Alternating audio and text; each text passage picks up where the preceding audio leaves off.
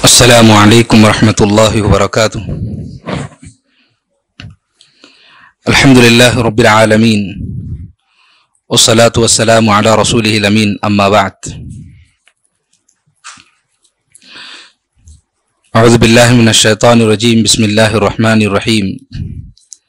تلک الرسل فضلنا بعضهم علی بعض منهم من کلم اللہ ورفع بعضهم درجات۔ قرآن مجید کا تیسرا پارہ، تیسرے جز کو آج الحمدللہ ہم نے مکمل کیا۔ اس جز میں سورۃ البقرہ آخری حصہ موجود تھا۔ اس کا آدھا پارہ تقریباً سورۃ البقرہ ہے اور آدھا پارہ وہاں سے سورۃ آل عمران شروع ہوتی ہے۔ اس پارے میں اللہ رب العالمین نے سورۃ البقرہ کے جو آخری حصہ ہے، اس میں بہت ہی اہم باتیں اسلامی معاشرے اور مسلمانوں کے لیے بتلائی ہیں، اور آل عمران میں بھی اللہ رب العالمین نے بہت سے عقائد کے مسائل کو اور عقائد کو جو ہے پیش کیا ہے۔ سب سے پہلے اس پارے میں ہم جانتے ہیں کہ اللہ رب العالمین نے آیت الکرسی کا جو ہے تذکرہ فرمایا۔ آیت الکرسی کو ہم پڑھتے ہیں۔ آیت الکرسی کی جو فضیلت ہے اس سے ہم بخوبی واقف ہیں کہ اللہ رب العالمین کی عظمت کا تذکرہ جو ہے آیت الکرسی میں ہے۔ آیت الکرسی میں اللہ رب العالمین کا نام جو ہے 17 مرتبہ آتا ہے، اور یہ آیت الکرسی اللہ کے نبی صلی اللہ علیہ وسلم ہر نماز کے بعد اس کو پڑھا کرتے تھے۔ اور آیت الکرسی کے سلسلے میں نبی کریم صلی اللہ علیہ وسلم نے فرمایا کہ جو بھی آدمی ہر فرض نماز کے بعد آیت الکرسی کو پڑھتا ہے تو اس کے اور جنت کے درمیان صرف موت کا فرق ہے۔ یعنی کہ آدمی اگر آیت الکرسی پڑھ لیا، اگر اس کی موت آ گئی، اسی پر اس کا ایمان تھا، صحیح عقیدہ تھا، تو پھر مرتے ہی گویا کہ اللہ رب العالمین اس کو جو ہے ضرور جنت دیں گے، یہ اللہ کے نبی صلی اللہ علیہ وسلم نے فرمایا۔ اس کے علاوہ اللہ کے نبی صلی اللہ علیہ وسلم نے فرمایا کہ آیت الکرسی پڑھنے والے کو اللہ رب العالمین شیطان سے جو ہے اس کی جو ہے محفوظ رکھتے ہیں۔ اللہ کے نبی صلی اللہ علیہ وسلم صرف نماز کے بعد ہی نہیں بلکہ دن رات جو ہے آپ صلی اللہ علیہ وسلم جب بھی موقع ملتا آپ صلی اللہ علیہ وسلم آیت الکرسی پڑھا کرتے تھے۔ اور آیت الکرسی کے سلسلے میں صحیح بخاری کی ایک روایت ہمیں ملتی ہے کہ اللہ کے نبی صلی اللہ علیہ وسلم رات میں سونے سے پہلے آیت الکرسی پڑھ لیا کرتے تھے، اور فرمایا کہ جو بھی آدمی رات میں سونے سے پہلے آیت الکرسی پڑھتا ہے تو اللہ رب العالمین پوری رات اسے شیطان کے شر سے محفوظ رکھتا ہے۔ تو جو بھی جنات، شیاطین، جو بھی مسائل ہیں یا دوسرے جو بھی انسان کو جو ہے شیطان کے ذریعے سے جو ہے پریشانی کی باتیں ہوتی ہیں، اللہ رب العالمین اس کو آیت الکرسی پڑھنے کی وجہ سے صبح تک اس کی حفاظت کرتا ہے اور فرشتوں کو اس کی حفاظت کے لیے مقرر کرتا ہے۔ تو یہ آیت الکرسی کے سلسلے میں کچھ باتیں تھیں۔ تو غرض یہ کہ ہم آیت الکرسی کو پڑھا کریں، صبح شام پڑھیں، ہر نماز کے بعد پڑھیں، جب بھی موقع ملے اس کو پڑھ لیا کریں۔ خاص کر بچوں کو جو ہے صبح سویرے بچے جب اٹھتے ہیں تو انہیں جو ہے آیت الکرسی انہیں پڑھائیں، ان کی زبان سے جو ہے پڑھائیں تاکہ انہیں یاد ہو اور جو ہے اس کی تربیت ہو کہ ہمیں آیت الکرسی پڑھنا ہے۔ تو بچوں کو آیت الکرسی اور جو دوسری دعائیں ہیں صبح اور شام کے اذکار اس کو یاد کروانا چاہیے اور پڑھاتے رہنا چاہیے تاکہ انہیں یاد ہو جائے۔ اس صورت میں اللہ رب العالمین نے اس بارے میں ایک اور بات بتائی، فرمایا آیت الکرسی کے اختتام کے بعد لا اکراہ فی الدین، کہ دین میں کوئی زبردستی نہیں ہے۔ یہ دین میں زبردستی کا نہیں ہے، اس کا مطلب کیا ہے؟ بعض لوگ یہ سمجھتے ہیں جب ان سے کہا جاتا ہے کہ نماز پڑھو، آپ روزے رکھیے، یا پھر اگر اس پر حج فرض ہو جائے، اگر حج کرنے کے لیے کہتے ہیں تو وہ کہنے لگتے ہیں کہ لا اکراہ فی الدین، دین میں زبردستی نہیں ہے، بھائی کیوں ہم جو ہے یہ سب کریں، اس طرح کی باتیں کرنے لگتے ہیں۔ تو اللہ رب العالمین نے یہ جو بات بتلائی یہاں پر کہ دین میں زبردستی نہیں، اس کا مطلب یہ ہے کہ اسلام کے قبول کرنے سے پہلے جو آدمی ہوتا ہے اس کے لیے یہ بات کہی گئی، یعنی کہ اللہ رب العالمین نے انسان کو جو ہے دو راستے دے دیے، ایک کفر کا راستہ ہے، ایک جو ہے سیدھا راستہ ہے، توحید کا راستہ۔ اب ان میں سے وہ جس کو اپنانا چاہے اپنائے. یہاں پر زبردستی نہیں کی جائے گی کہ تم اسلام قبول کرو ورنہ تمہیں قتل کیا جائے گا.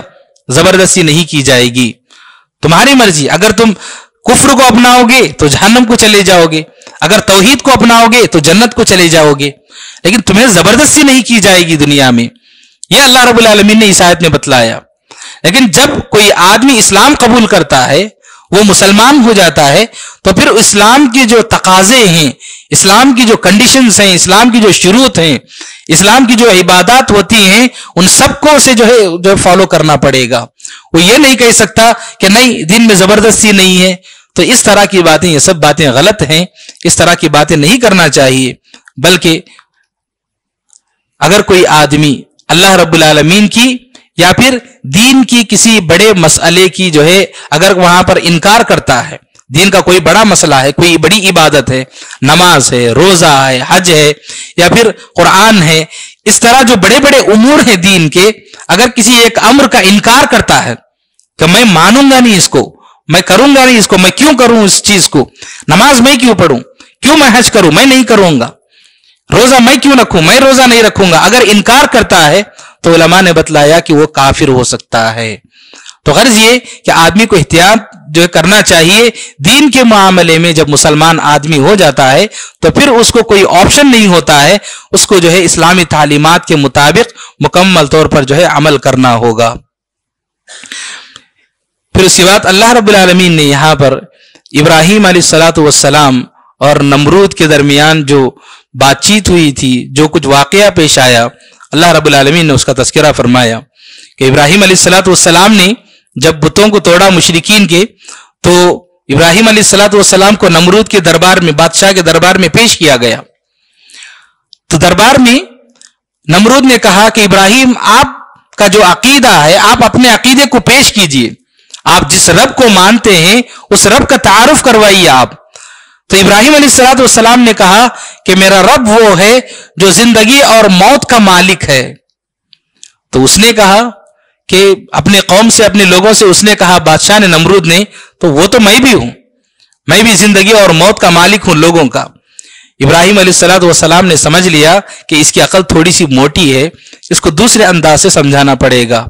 تو ابراہیم علیہ الصلاۃ والسلام نے اسے کہا کہ اچھا، میرا رب وہ ہے جو سورج کو مشرق سے نکالتا ہے اور پھر مغرب میں جو ہے ڈبو دیتا ہے. اب اس کا تو اس کے پاس کوئی جواب نہیں تھا. وہ تو یہ نہیں کہہ سکتا تھا کہ ہاں میں جو ہے سورج کو مغرب سے نکالوں گا اور مشرق میں ڈبوؤں گا. تو وہ خاموش ہو گیا. اس طرح سے ابراہیم علیہ الصلاۃ والسلام نے نمرود کو جو ہے ہرا دیا. اب یہاں پر نمرود نے جو پہلی بات کہی تھی ابراہیم علیہ الصلاۃ والسلام کے جواب میں، اس نے جو کہا تھا کہ میں بھی جو ہے زندگی اور موت کا مالک ہوں، ابراہیم علیہ الصلاۃ والسلام نے اس کا کوئی جواب نہیں دیا، بلکہ جو ہے دوسری بات پیش کر دی. کہیں لوگوں کے ذہنوں میں یہ خیال نہ آ جائے کہ وہ جو کہہ رہا ہے وہ بھی زندگی اور موت کا مالک ہے اللہ کی طرح، کہیں لوگ یہ نہ سمجھ جائیں. اللہ رب العالمین نے اس لیے اس صورت میں بعض واقعات کا تذکرہ فرمایا کہ زندگی اور موت کے مالک اللہ رب العالمین ہے. اس کا کیا مطلب ہے؟ اس کے سلسلے میں اللہ رب العالمین نے یہاں پر بیان فرمایا کہ ابراہیم علیہ الصلاۃ والسلام نے ایک مرتبہ رب العالمین سے پوچھا کہ اے اللہ، میں دیکھنا چاہتا ہوں کہ تو مردوں کو کیسے زندہ کرتا ہے. تو اللہ رب العالمین نے کہا ایک کام کرو آپ. پہلے اللہ رب العالمین نے کہا کیا آپ ایمان نہیں رکھتے ہیں؟ ابراہیم علیہ الصلاۃ والسلام نے کہا کہ کیوں نہیں اے رب، میں ایمان رکھتا ہوں، بس میرے دل کے اطمینان کے لیے. تو یہاں پر ایک مسئلہ یہ جاننا ضروری ہے کہ جو غیب کے مسئلے ہوتے ہیں کہ اللہ رب العالمین کیسے مردوں کو زندہ کرے گا، یہ جو غیب کا مسئلہ ہے، اس طرح کے جو بھی غیب کے مسئلے ہوتے ہیں، اس میں اللہ رب العالمین سے درخواست کرنا یہ صرف انبیاء کے لیے اجازت تھی. انبیاء کے علاوہ کسی کے لیے اجازت نہیں ہے کہ اللہ میں فلاں جو غیب کا جو مسئلہ ہے میں اس کو دیکھنا چاہتا ہوں، میں دیکھ کر کے اس پر ایمان لانا چاہتا ہوں. یہ جو ہے کوئی آدمی پوچھ نہیں سکتا. عام آدمی، ہر عام آدمی کو غیب پر جو ہے مکمل ایمان رکھنا چاہیے. کیوں انبیاء کے لیے اجازت تھی؟ کیونکہ اللہ رب العالمین انبیاء کو معجزے کے ذریعے بتلا دیتا تھا. اس لیے انبیاء کو اس بات کی اجازت تھی کہ وہ اللہ رب العالمین سے اس بات کا مطالبہ کریں کہ اللہ میں فلاں چیز کو، فلاں غیب کے مسئلے کو میں دیکھنا چاہتا ہوں. ورنہ کسی بھی عام آدمی کے لیے اس بات کی اجازت نہیں، بلکہ पूरे तौर पर हमें गैब के जो भी मसले होते हैं उस पर जो है ईमान रखना चाहिए। आजकल एक मसला है, कुछ लोग, जो एक मिसाल के तौर पर मैं बात पेश करता हूं, कुछ लोग इनकार करते हैं। जैसे अल्लाह के नबी सल्लल्लाहु अलैहि वसल्लम ने हदीस में फरमाया कि सूरज जब गुरूब होता है मगरिब में, तो सूरज गुरूब होने के बाद अल्लाह रब्बुल आलमीन के दरबार में हाजिर होता है और वहां जाकर अल्लाह रब्बुल आलमीन के सजदा करता है और फिर अल्लाह रब्बुल आलमीन की इजाजत लेकर दोबारा तुलू होता है। यह सही बुखारी की रिवायत है, अल्लाह के नबी सल्लल्लाहु अलैहि वसल्लम ने फरमाया। और आजकल के जो लोग हैं, जो दुनिया पढ़े लिखे लोग हैं, वो तो बताते हैं कि सूरज तो कहां जाता है, सूरज तो अपनी जगह पर खड़ा हुआ है, वो तो कहीं जाता नहीं है, दुनिया घूम रही है, जो है दुनिया घूम रही है। एक हिस्सा जो है इधर जाता है तो वो रात हो जाती है, इस तरफ जाता है तो दिन हो जाता है। तो सूरज तो अपनी जगह पर है, सूरज कहां जा रहा है? तो इस तरह की जो है ख्यालात करके या इस तरह की जो है बातें करके लोग जो है अपना ईमान बिगाड़ लेते हैं। हाँ, साइंस ये बातें कहती होगी, लेकिन उसके बावजूद भी अल्लाह के नबी सल्लल्लाहु अलैहि वसल्लम ने बतलाया कि ऐसा होता है तो वो होता है। अब कैसे होता है, क्या होता है, हमको नहीं मालूम, हमारे नबी सल्लल्लाहु अलैहि वसल्लम ने बताया, बस उस पर हमारा ईमान होना चाहिए। इस तरह के गैब के बहुत सारे मसले हैं, एक नहीं दो नहीं, बहुत सारे मसले हैं गैब के, जिसपे हमारा दिमाग काम नहीं करेगा। अल्लाह रब्बुल आलमीन ने हमें जो दिमाग दिया है, उस दिमाग से हम हर चीज को समझना ये जरूरी नहीं है। हमारा दिमाग इस्लाम की बातों को या गैब के मसलों को हर चीज को समझे जरूरी नहीं। तो ऐसे मौके पर हम अपने दिमाग को लड़ाकर या लॉजिक के जरिए या फिर साइंस के जरिए इस्लाम के किसी मसले को गलत साबित करें, नौज बिल्ला, या फिर गैब के जो मसले होते हैं, गैब के किसी मसले का इनकार करें, ऐसा नहीं होना चाहिए। हर आदमी को जो है उस पर मुकम्मल ईमान होना चाहिए। चुनांचे यहां पर इब्राहिम अलैहिस्सलाम ने दरखास्त की अल्लाह रब्बुल आलमीन से कि ऐ अल्लाह, मैं देखना चाहता हूं कि तू कैसे मुर्दों को जिंदा करता है। तो अल्लाह रब्बुल आलमीन ने कहा कि आप 4 परिंदों को ले लीजिए, लेकर के आप फिर उसके जो है टुकड़े कीजिए, परिंदों के ज़बह करके टुकड़े करके आप उनको मुख्तलिफ पहाड़ों में टुकड़ा टुकड़ा रख दीजिए। फिर आप उसके बाद परिंदों को बुलाइए, वो कैसे आ जाएंगे देखिए। तो इब्राहिम अलैहिस्सलाम ने वैसे ही किया, परिंदों को पहले पाला। इब्राहिम अलैहिस्सलाम ने परिंदों को लेकर के पहले उनको अपना मानूस किया, यानी पाला इब्राहिम अलैहिस्सलाम ने, उसके बाद ज़बह किया और टुकड़े रख दिए। और जब बुलाया तो परिंदे दौड़ कर उड़ते हुए जो है इब्राहिम अलैहिस्सलाम के पास आ गए। तो अल्लाह रब्बुल आलमीन ने इस वाक़े का जिक्र करके ये बताया कि जिंदगी और मौत का जो मालिक है अल्लाह रब्बुल आलमीन, उसका मतलब ये है। बादशाह नमरूद ने जो कहा उसका मतलब ये था कि 2 आदमी को बुलाया, एक को कत्ल कर दिया, एक को छोड़ दिया, और वो ये समझ गया कि मैं जिंदगी और मौत का मालिक। तो ये उसका मतलब नहीं है। ये बताने के लिए अल्लाह रब्बुल आलमीन ने इस तरह के जो है यहां पर इस सूरत में 3-4 वाक़यात का तज़किरा फरमाया। उनमें से एक वाक़या ये भी बताया अल्लाह रब्बुल आलमीन ने कि एक आदमी जा रहा था, वहां पर बहुत सारे जो है हड्डियां पड़ी हुई थी। तो उसने सोचा कि अल्लाह रब्बुल आलमीन ये जो हड्डियां पड़ी हुई हैं लोगों की, इन लोगों को दोबारा कैसे जिंदा करेगा अल्लाह रब्बुल आलमीन। उसने सोचा ये बात, तो अल्लाह रब्बुल आलमीन ने उसको मौत दे दिया, उस आदमी को अल्लाह रब्बुल आलमीन ने मौत दे दिया। अल्लाह रब्बुल आलमीन कितने सालों के लिए? 100 सालों के लिए उसे मौत दे दी अल्लाह रब्बुल आलमीन ने। 100 साल के बाद अल्लाह रब्बुल आलमीन ने उसको उठाया और पूछा अल्लाह रब्बुल आलमीन ने, कम लबिस्ता, कितने साल तुम जो है इस दुनिया से गायब रहे, यानी कितने साल तुम मौत की हालत में रहे। तो वो कहा, लबिस्तु यौमन औ बाज़ यौम, बस कुछ दिन शायद मैं जो है गायब था, बस उतना ही। तो अल्लाह रब्बुल आलमीन ने कहा, बल लबिस्ता मियत आमिन, तुम 100 साल जो है गायब थे, 100 साल तुम मौत की हालत में थे। फंजुर इला तआमिक व शराबिक लम यतसन्ना, देख लो तुम्हारा जो खाना है, जो तुम्हारा पानी है, ये अभी तक खराब भी नहीं हुआ है। ऐसे ही है, अल्लाह रब्बुल आलमीन 100 साल के बाद उसको जिंदा किया और बताया कि अल्लाह रब्बुल आलमीन इस तरह जो है मुर्दों को जिंदा करता है। और फरमाया कि जो है ये जो हड्डियां पड़ी हुई हैं, इन हड्डियों को अल्लाह रब्बुल आलमीन जमा करेगा और फिर उस पर गोश्त देगा और फिर अल्लाह रब्बुल आलमीन लोगों को दोबारा जिंदा करेगा। तो इस तरह की बातें अल्लाह रब्बुल आलमीन ने इस तरह की 2-3-4 वाक़यात का यहां पर तज़किरा फरमाया, ताकि हम मजबूत ईमान रखेंगे कि अल्लाह रब्बुल आलमीन दोबारा मुर्दों को जिंदा करेगा, सबको जिंदा करेगा और क़यामत के दिन सबको उठाया जाएगा। इस पर हमारा ईमान होना चाहिए। ईमान की जो 6 अरकान हैं, अल ईमान बिल यौमिल आखिर, उनमें से एक कि यौम आखिरत पर ईमान रखना, یوم آخرت پر ایمان رکھنے میں بہت ساری چیزیں آتی ہیں. انسان کے مرنے سے لے کر قیامت کے دن جنت جہنم کو جانے تک جتنے بھی جو حالات ہیں ان سارے حالات پر جو ایمان رکھنا اس کو الایمان بالیوم الاخر کہا جاتا ہے. تو ان میں سے ایک البعث، اللہ رب العالمین لوگوں کو جو ہے اپنے قبروں سے اٹھائے گا، زندہ کر کے لوگوں کو اٹھائے گا. وہ چاہے کسی بھی شکل میں ہو، کہیں پر بھی ہو، کوئی آدمی دفن کیا گیا ہوگا، کوئی آدمی جلایا گیا ہوگا، کوئی آدمی کسی اور حالت میں ہوگا، لیکن اللہ رب العالمین اس کو اٹھائے گا، زندہ کر کے جو ہے اس کو اٹھا کر لائے گا. یہ اللہ رب العالمین نے یہاں پر جو ہے اس چیز کو بیان کیا. اس کے بعد اس صورت میں اللہ رب العالمین نے صدقہ و خیرات کے سلسلے میں بہت ساری آیتوں کو جو ہے نازل فرمایا، اور بہت ساری باتیں اللہ رب العالمین نے صدقہ و خیرات کے تعلق سے بیان فرمائی. اللہ رب العالمین نے فرمایا یا ایھا الذین آمنوا انفقوا مما رزقناکم، کیا اے ایمان والو ہم نے آپ کو جو کچھ بھی دیا ہے تم اس میں سے خرچ کرو. اللہ رب العالمین نے اس کے بعد یہ بات بتائی مثل الذین ينفقون اموالهم في سبيل الله كمثل حبة انبتت 7 سنابل في كل سنبلة 100 حبة. اللہ نے مثال دی کہ جیسے کوئی آدمی کسان ہوتا ہے، وہ ایک دانہ ڈالتا ہے زمین میں، تو وہ دانہ ڈالنے کے بعد بیج سے جو ایک پودا نکلتا ہے. جب پودا نکلتا ہے تو اس پودے میں 7 بالیاں ہوتی ہیں. جیسے دھان ہوتی ہے، دھان کو ہم دیکھتے ہیں کہ جو بالی نکلتی ہیں اس میں مختلف قسم کی بالیاں، ایک بالی میں 100 جو ہے دانے ہوتے ہیں. تو اس طرح سے اس میں 7 بالیاں نکلتی ہیں، تو 7 بالیوں میں 700 دانے ہوتے ہیں. تو اس طرح سے اللہ نے بتایا کہ 1 روپیہ تم اگر اللہ کی راہ میں خرچ کرو گے تو اللہ رب العالمین آپ کو 700 روپیوں کے برابر بدلہ دے گا. صرف 1 روپیہ کا نہیں بلکہ 700 روپیوں کے برابر بدلہ دے گا. اور تم جب خرچ کرنا چاہو گے تو شیطان آئے گا تمہارے پاس. اللہ نے اس چیز کو بھی پیش کیا، الشیطان یعدکم الفقر ویأمرکم بالفحشاء. شیطان تمہیں ڈرائے گا کہ نہیں خرچ مت کرو. اگر تم اللہ کی راہ میں کہیں خرچ کرو گے تو تمہیں کیا ہو جائے گا؟ تم فقیر بن جاؤ گے، تمہارا کاروبار ختم ہو جائے گا، تمہارے مال میں کمی آ جائے گی. اس طرح کی باتیں کہہ کر کے شیطان تمہیں جو ہے بخیل بنا دے گا. ہوشیار رہو کہا اللہ رب العالمین نے. تو غرض ہے کہ میرے بھائیو اس بات سے جو ہے ہمیں سمجھنے کی ضرورت ہے.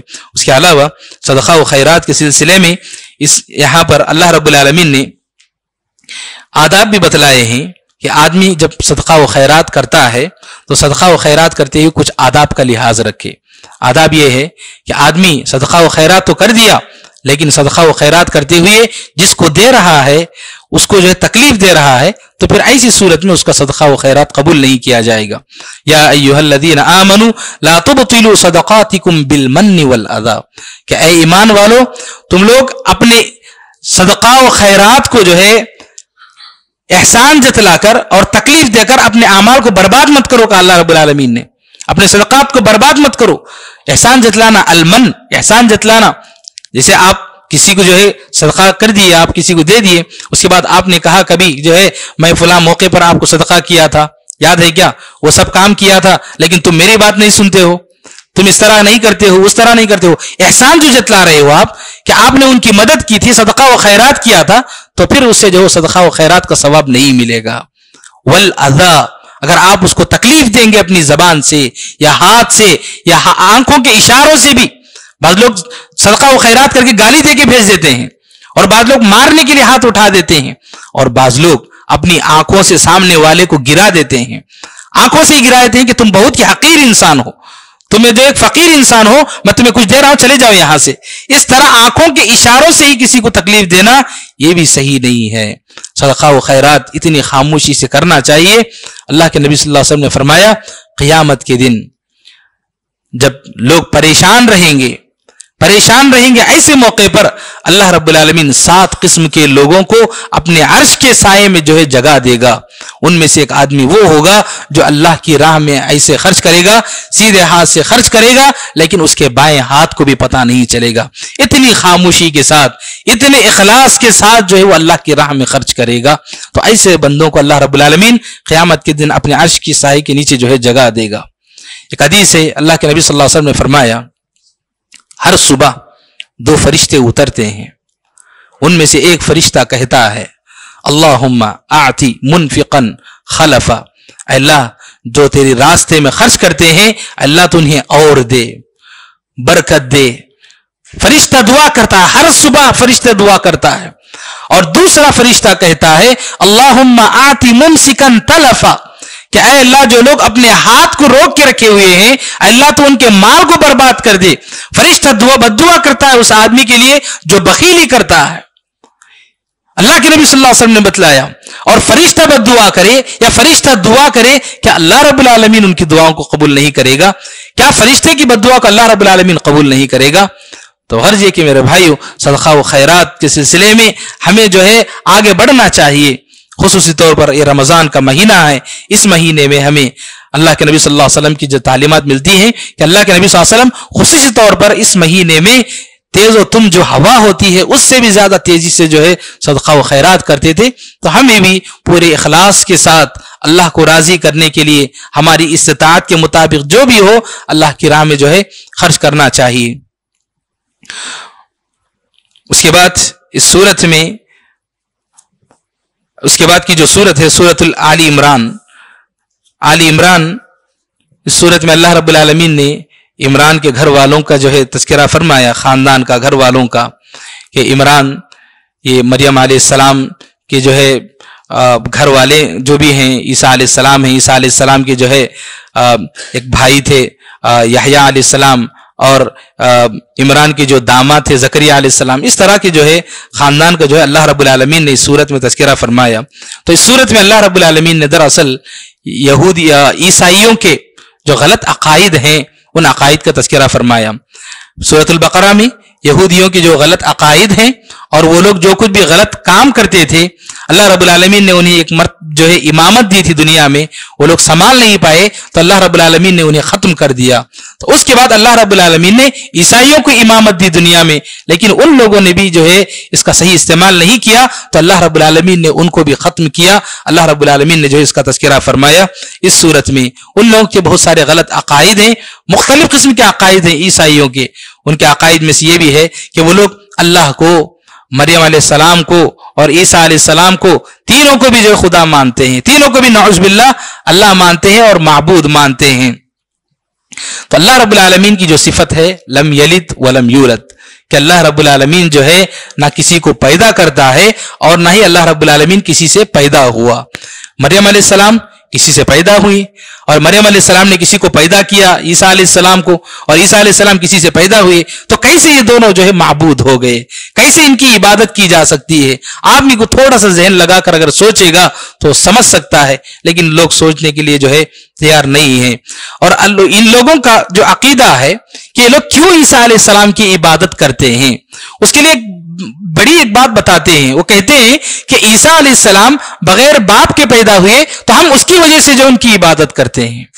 कोई बाप नहीं था ईसा अलैहिस्सलाम का, लेकिन उसके बावजूद एक जो है मौजिजे से पैदा हो गए तो इसलिए हम उनकी इबादत करते हैं। तो फिर अल्लाह रब्बुल आलमीन ने कहा इन्ना मसल ईसा इंदल्लाहि कमसल आदम, कि यहां पर ईसा अलैहिस्सलाम की मिसाल आदम अलैहिस्सलाम की तरह है।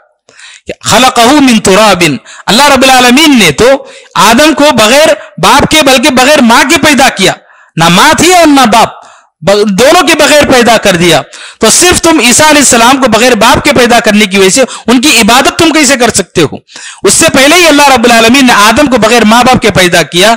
तो ये अल्लाह रब्बुल आलमीन ने बताकर कहा कि इस तरह के गलत अकायद मत रखिए। तो इस तरह के अकायद उन लोगों में थे। उसके अलावा ईसाइयों की गुमराहियों की एक बड़ी वजह यह थी कि ईसाई लोग ईसा अलैहिस्सलाम की जो मौजिज़ात थे उन मौजिज़ात का गलत हवाला देते थे, जबकि ईसा अलैहिस्सलाम ने खुद बताया कि उनके पास जो मौजिज़ात थे, अल्लाह ने फरमाया अन्नी अखलुकु लकुम मिन अत्तीनी कहैअति तैरी फअनफुखु फीहि फयकूनु तैरन बिइज़्निल्लाह, कि ईसा अलैहिस्सलाम ने कहा कि मैं एक मिट्टी से जो है पुतला बनाऊंगा परिंदे की तरह और उसमें फूंक मारूंगा तो वो परिंदा जो है उड़ जाएगा अल्लाह के हुक्म से।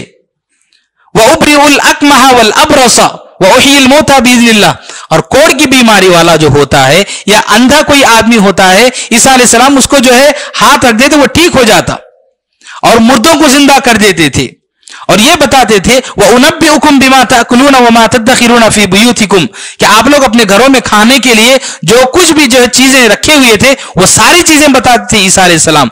اور کہا یہ سب کچھ جو بھی میں کر رہا ہوں یہ سب کچھ اللہ کی جانب سے میں کر رہا ہوں، یہ مت سمجھو کہ میرے پاس یہ سب پاور ہیں، نہیں ہے، ایسا کچھ نہیں ہے، یہ سب کچھ اللہ کی جانب سے، یہ بتایا۔